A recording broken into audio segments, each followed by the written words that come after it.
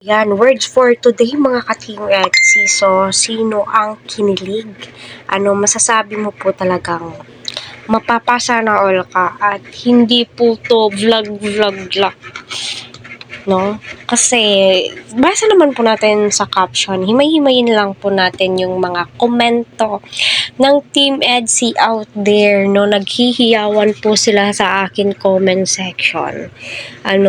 Excited po sila sa ribbon cutting sa bahay nila fiancé.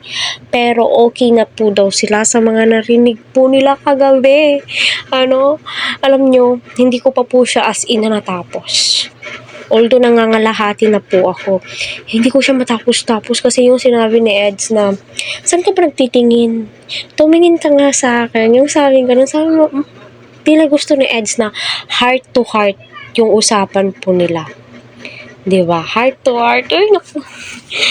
Totoo nga yung mga sinasabi ng matanda, na ang puso habang tumatagal natuturuan.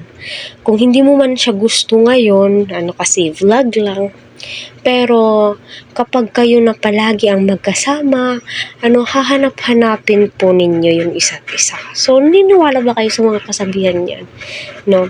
Ayan, patuloy po nating suportahan si Kalingap Rob, Kuya Val, at ang buong team.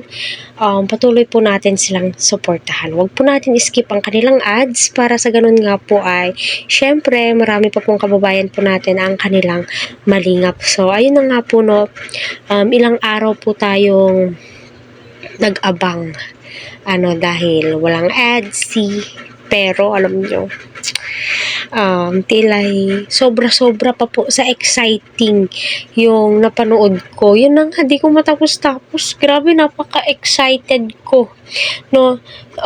Excited ako sa mga napanood ko. Oh my God, no? Nako.